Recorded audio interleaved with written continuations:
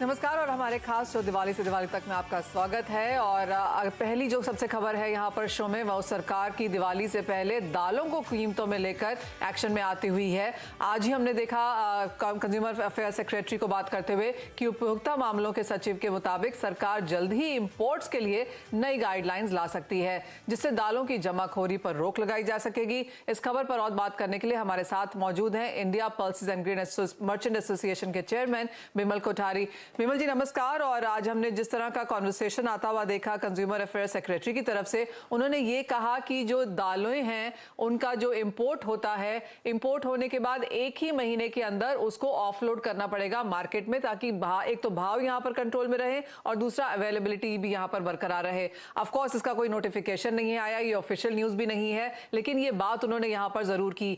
दालों की इंडस्ट्री इस खबर को कैसे रीड कर रही है? लेफ्ट का राइट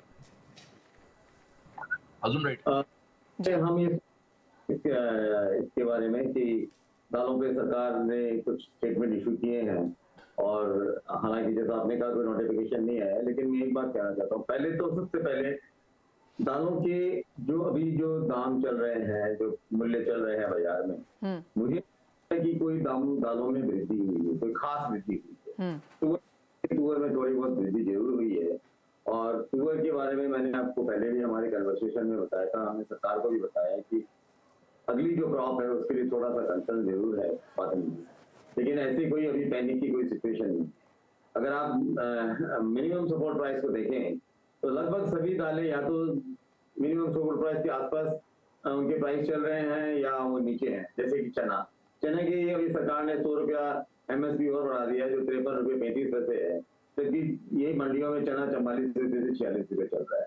मूंग के MSP जो 77 रुपये है, मूंग अभी नया मूंग बाजार में आया है, राजस्थान में बहुत बड़ी क्रॉप थी, तो 65 से 70 रुपए किलो उसके भाव चल रहे हैं। तो मूंग उड़द भी जो है उसका MSP 66 रुपये है, उड़द का जो प्राइस है वो लगभग 70 रुपये चल रहा है।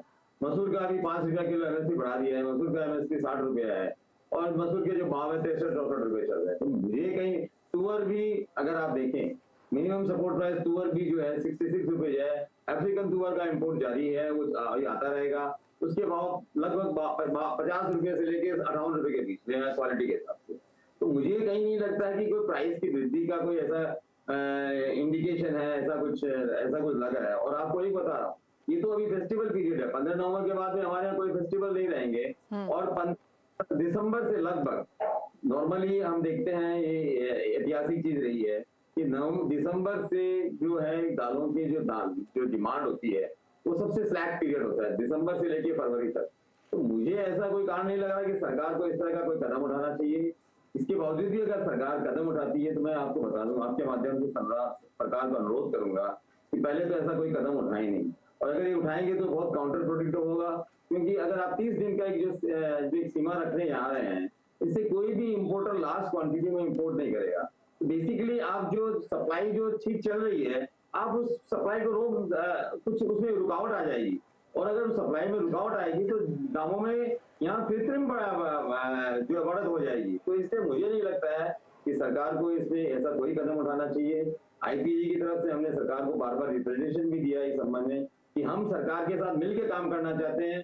जितनी सरकार कंसर्न है दामों की वृद्धि के लिए, हम भी उतना ही कंसर्न है। हम भी नहीं चाहते कि एक सीमा के ऊपर दाम बढ़े, इससे व्यापारियों को भी के लिए भी अच्छा है, सरकार के लिए भी अच्छा है, कंज्यूमर्स के लिए भी अच्छा है। और हमने एक बात और आपके माध्यम से बताना चाहता हूं मैं, कि हमने सरकार को एक लॉन्ग टर्म पॉलिसी के लिए हमेशा अनुरोध किया है कि आप एक लॉन्ग टर्म पॉलिसी अनाउंस करिए, फ्री ट्रेड पॉलिसी रखिए, कि जो इंपोर्ट्स है आप उसको कंप्लीटली फ्रीली अलाउ कर दीजिए। आपका जो एक कंसर्न है कि सस्ता जो इंपोर्ट होगा हमारे किसानों को उसके नुकसान होगा, तो हम चाहते हैं कि आप इतनी ड्यूटी बढ़ाइए उस पर कि जो उसका लैंडिंग कॉस्ट है, उसका जो लैंडिंग प्राइस है, वो जो लैंडिंग मूल्य है वो MSP के ऊपर हो, ताकि अगर उससे किसानों का एक हित को देखा जा सकता है। अगर प्राइस कुछ एक सीमा के ऊपर बढ़ रहे हैं तो इंपोर्ट ट्रिगर करेगा, इंपोर्ट आ जाएगा, और इससे और सरकार को भी इसमें टैक्स के रूप में काफी राशि मिलेगी, जो वो इस एग्रीकल्चर सेक्टर के वेलफेयर के लिए वो उसको इस्तेमाल कर सकते हैं। और ट्रेडर्स के लिए भी फायदा है कि हमारे पास जब एक फ्री ट्रेड पॉलिसी है तो हम भी जानते हैं कि हमको कब ये इसमें बिजनेस में कॉल लेना चाहिए, क्योंकि एक अचानक एक जो पॉलिसी सरकार अनाउंस करती है उसमें व्यापारी को बहुत नुकसान होता है, उसमें बहुत परेशानी उठानी पड़ती है, क्योंकि इंटरनेशनल कॉन्ट्रैक्ट्स होते हैं, उसको फुलफिल करना पड़ता है। उसमें जो जो फोर्स मेजर क्लॉज होता है उसमें कहीं ये नहीं लिखा रहता कि अगर सरकार ने आपको पॉलिसी बंद कर दिया तो आप लायबल नहीं है, आपको उसका उसका आपको नुकसान उठाना पड़ता है।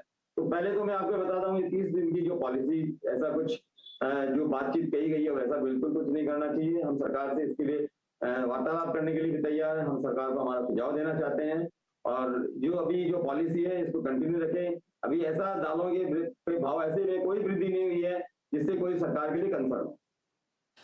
पॉइंट टेकन, यानी कि ऐसी कोई अभी रीजनिंग नहीं है कि सरकार को यहाँ पर स्टेप उठाना पड़े। और जैसे विमल जी ने कहा अभी कि जो डिमांड है 15 नवंबर तक रहेगी, और उसके बाद तो ऑफकोर्स सर्दियों का सीजन शुरू हो जाता है, तो फ्रेश वेजिटेबल्स बाजार में आ जाती हैं, दालों की जो रिक्वायरमेंट है वैसे ही कम हो जाती है। और जो मेन बात उन्होंने कही कि लॉन्ग टर्म पॉलिसी यहाँ पर बनाना चाहिए, ताकि यहाँ पर ट्रेडर्स को और सभी स्टेक होल्डर्स को पता हो कि क्या एक्सपेक्ट किया जा सकता है।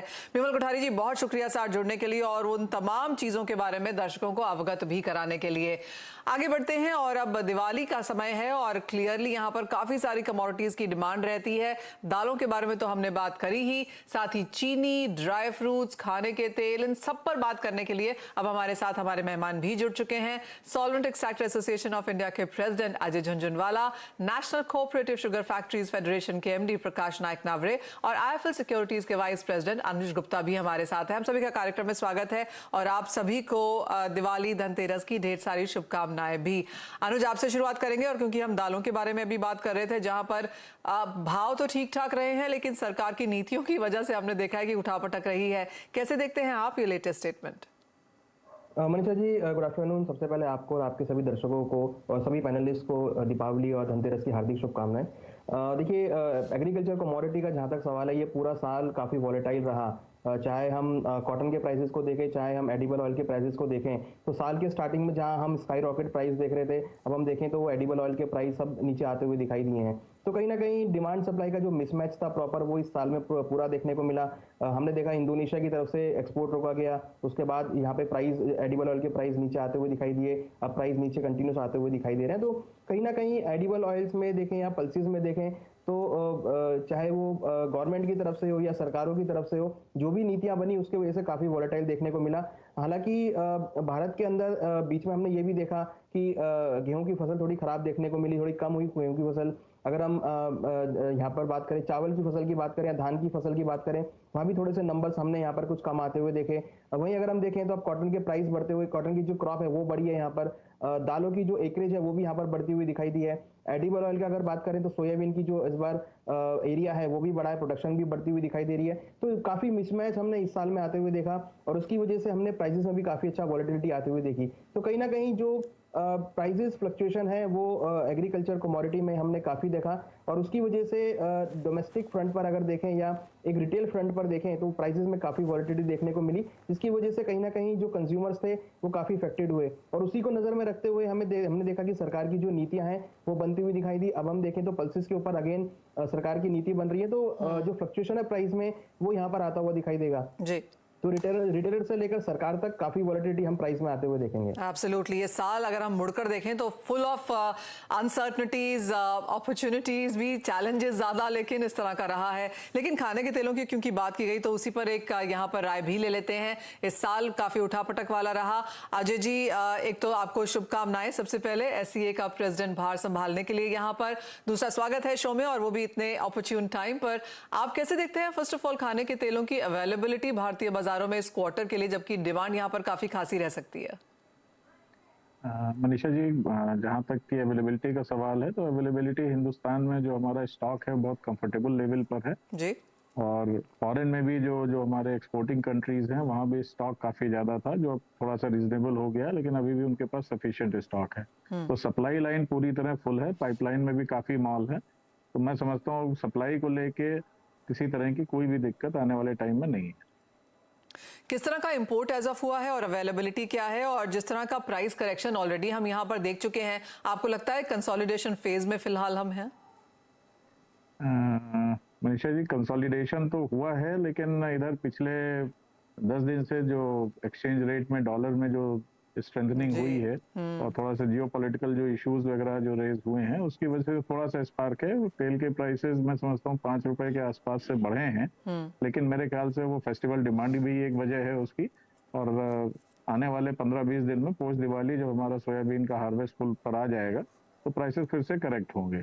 तो prices is not a issue, लेकिन ये जरूर है कि हम SCA की तरफ से ये भी एडवोकेट करते हैं कि प्राइसेस को बहुत नीचे भी नहीं जाना चाहिए, क्योंकि हमें फार्मर इंटरेस्ट भी मेंटेन करना है, उसका भी बैलेंस बनाना है। जी अजय जी, ग्राउंडनट तो मैं ये कहना चाह रहा था कि अगर आप देखिए तो 1 किलो मतलब 1 रुपए किलो का फार्मर को बेनिफिट देने के लिए तेल को 5 रुपए से ऊपर बढ़ना पड़ता है, 5 रुपए किलो से ऊपर। तो अगर हमें किसान को प्राइसेस देने हैं तो हमको प्राइसेस को बहुत नीचे ले जाने की चीजें नहीं है। बट ये जरूर है कि मुझे लगता है कि शायद geopolitical situation in particular and weather, दो जो बहुत अनसर्टेन चीजें रही हैं, तो उसके लिए अगर हम कुछ बफर स्टॉक बनाएं या हम इस लेवल पर जहां प्राइसेस अब काफी मॉडरेट हो गए हैं तो स्टॉक लेके चलना चाहिए। Thank you.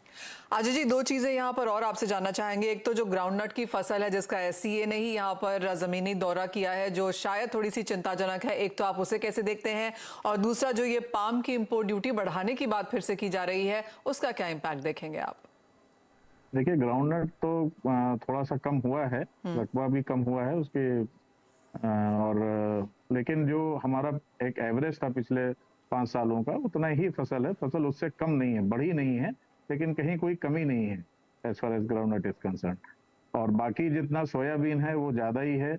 मस्टर्ड को हम देख रहे हैं कि हम काफी ज्यादा, शायद हो सकता है 10 से 20% बढ़ने की उम्मीद है। तो जहां तक तिलहन पर गवर्नमेंट का भी बहुत फोकस है, गवर्नमेंट काफी रिसेप्टिव है, और जो गवर्नमेंट का जो ऑयल मिशन गवर्नमेंट चालू कर रही है उससे हमें लगता है आने वाले 5 सालों में हम काफी कुछ अपना ऑयल सीड का प्रोडक्शन बढ़ा पाएंगे। ओके। और मेरा दूसरा सवाल आपसे पाम इंपोर्ट ड्यूटी पर था, जिसकी ऑफ कोर्स सरकार, इंडस्ट्री ने भी उसकी मांग तो करी ही है। जो मार्च तक हमने एक एक्सटेंड होता हुआ देखा था ड्यूटीज, उसके ऊपर भी शायद कुछ बातचीत की बात की जा रही है। आप कैसे देखते हैं ये ड्यूटी स्ट्रक्चर चेंज होता हुआ? देखिए, ड्यूटी कायदे से तो इस टाइम जो प्राइसेस हैं उसमें गवर्नमेंट को ड्यूटी बढ़ानी चाहिए, क्योंकि उसका आधा इफेक्ट जो एक्सपोर्टिंग कंट्रीज ले लेते हैं, पूरा इफेक्ट कंज्यूमर पर नहीं जाता है जी। बट चूंकि प्राइसेस थोड़ा सा जर्कअप हुए हैं तो मे भी गवर्नमेंट, ये तो गवर्नमेंट का आउटलुक है कि वो कब लेती है डिसीजन, लेकिन अगर वो ड्यूटी बढ़ाती है तो उसका सीधे बेनिफिट फार्मर को जाएगा और वो हमारी मस्टर्ड क्रॉप पर रिफ्लेक्ट करेगा। ऑलराइट। और आप अगर जी, एक चीज और मैं थोड़ा सा ऐड करना चाहूंगा कि पिछले अगर आप 20 साल में देखें तो 20 साल में जो हमारा प्रोडक्शन है वो बढ़ा है 3 गुना, और हमारा जो प्राइसेस हैं वो बढ़ गए हैं काफी ज्यादा। तो उसको देखते हुए अगर हम ड्यूटी को थोड़ा सा बढ़ा के रखेंगे तो फार्मर इंसेंटिवाइज होगा और हमको काफी बेनिफिट होगा आने वाले टाइम में। हमारा टारगेट होना चाहिए कि 5 साल में हम अपनी क्रॉप को एटलीस्ट डबल करने की कोशिश करें। ऑलराइट। तो वो ऑफ कोर्स यहाँ पर गोल्डन वर्ड्स हैं, सेल्फ रिलायंस की बात यहाँ पर लगातार सरकार करती भी रही है, लेकिन ड्यूटी में बहुत फेरबदल होता हुआ नजर आया है। और जैसे कहा गया कि किसानों का यहाँ पर ध्यान रखना होगा, क्योंकि भावों में तो अच्छी खासी गिरावट हमने ऑलरेडी आते हुए देखी ही है। तो जहां तक खाने के तेलों की बात है, अवेलेबिलिटी, अफोर्डेबिलिटी दोनों यहाँ पर काफी बेहतरीन नजर आती है। अजय जी, बहुत शुक्रिया साथ जुड़ने के लिए और वो तमाम पूरे सेक्टर पर बात भी करने के लिए। इसी के साथ एक ब्रेक के लिए भी रुकेंगे, जब लौटेंगे तो थोड़ी सी मिठास घोलेंगे अपनी कॉन्वर्सेशन में। प्रकाश नायक नवरे हमारे साथ हैं, बात करेंगे चीनी की।